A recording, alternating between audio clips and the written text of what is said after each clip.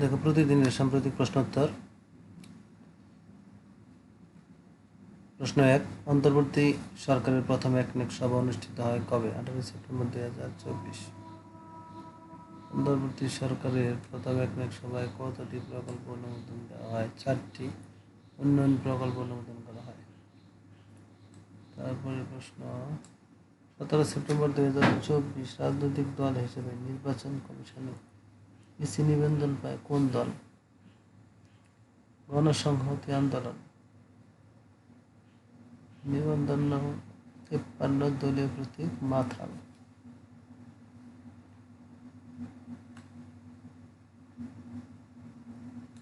এবার দেখো, ভারতের দিল্লির মুখ্যমন্ত্রী নির্বাচিত হচ্ছেন কে?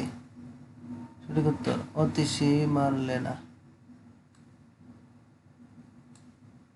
তারপরে প্রশ্ন হচ্ছে, সেনাবাহিনীর কর্মকর্তাদের বিশেষ নির্বাহী ম্যাজিস্ট্রেটের ক্ষমতা দিয়ে প্রজ্ঞাপন জারি করা হয় 17 সেপ্টেম্বর 2024।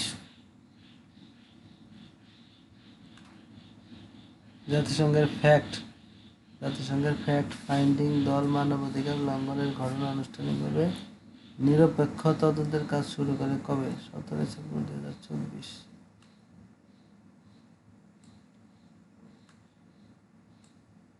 সংবিধান সংস্কার কমিশনের প্রধান হিসেবে দায়িত্ব পেয়েছেন কি? অধ্যাপক আলী রিয়াজ। 18 সেপ্টেম্বর মন্ত্রিপরিষদ বিভাগ থেকে প্রজ্ঞাপন জারি করা হয়।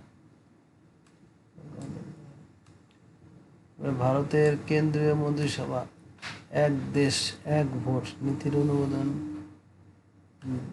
দেয় কবে? 18 সেপ্টেম্বর 2000।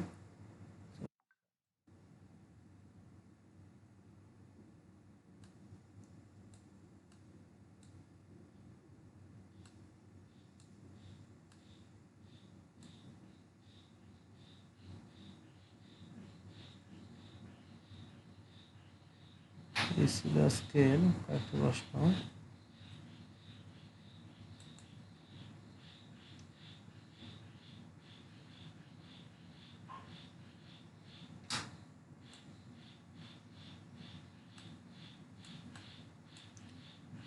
অন্তর্বর্তী সরকারের প্রথম একনেক সভা অনুষ্ঠিত হয় কবে? অন্তর্বর্তী সরকারের প্রথম একনেক সভায় কতটি প্রকল্প অনুমোদন দেওয়া হয়? 4টি উন্নয়ন প্রকল্প অনুমোদন করা হয়। তারপরে হচ্ছে ভারতের দিল্লির মুখ্যমন্ত্রী। এই ছিল আজকের।